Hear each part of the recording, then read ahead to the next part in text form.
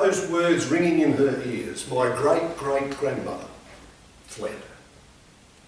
Madam Contest Chair, ladies and gentlemen, her name was Mary Connolly. She was 20 years of age, lived with her family in a county in Ireland. I suppose you're wondering, did some fit young constable catch up with her? Yes, she was caught. And she was charged and found guilty of sheep stealing. She was plucked out of her family and sent to that hell that we know in Australia called Port Arthur, Tasmania. Mary Connolly arrived in this country as a convict. It wasn't until about 2010 that I became aware of the mechanism that led me to become a descendant of Irish stock. And when I found out how it came about, I was absolutely proud. Because you see, I'm happy to come from simple, uncomplicated Irish stock. Not only that, it's helped me over the years to be able to say things like, so what will you be having to drink, Michael? What will you have then? And other significant Irish questions. In July 2011, my son and daughter-in-law were on their way through to Mount Isa with their 3-week-old daughter, who'd been born in Melbourne, and they were stopping briefly here in Brisbane.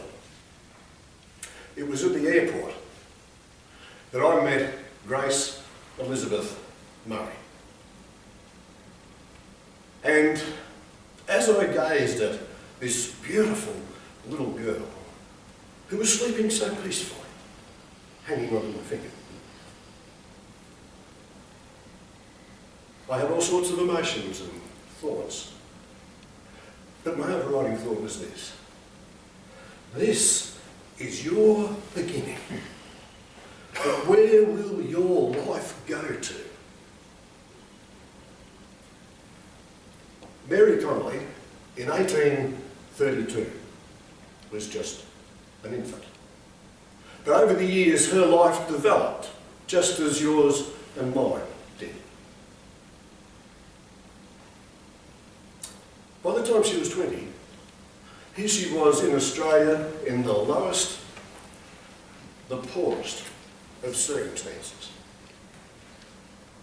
I just wondered how long she'd been over here before she heard that Australian colloquial expression, lower than a snake's guts. Although I fancy she would have put it differently. Mr. Snake's guts that I can see from down here. Just a thought. However, motivational speaker, life coach Tony Robbins had this to say about Mary's circumstances. Your past does not have to equal your future. And so in 1854, as the convict situation was coming to a close, Mary was given permission to marry a chap by the name of Goran. He too was an Irish convict. And thus began the amazing power of parenthood. Mary Goran, me, Connolly, had 7 children, one of whom became my great-great-grandmother. And the reason that I exist is because Mary Connolly overcome a bad start and became a mother to a line of mothers who with their husbands created new life. And then one day, I was born. Grace Murray. She exists for the same reason. One of the things that we're always looking to do as human beings is to become significant in the world in which we live.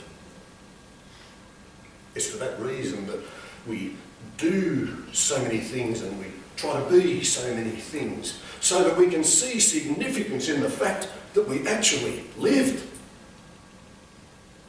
It's one of those reasons why so many people try so hard to be successful in business, professions, arts entertainment, just to name a few. But is there a difference between success and significance? John C. Maxwell is an American author and writer who points out the difference this way. He says, success is when I add value to myself. Significance is when I add value to others. So, how does that work for us here tonight? Well, I believe that significance is far closer than a lot of us really understand. There are those here tonight who have become or will become people of significance beyond their wildest dreams. Because you started something that you cannot stop. You, ladies and gentlemen, yes, you. You are the significant gift to your future generations, and they needed you.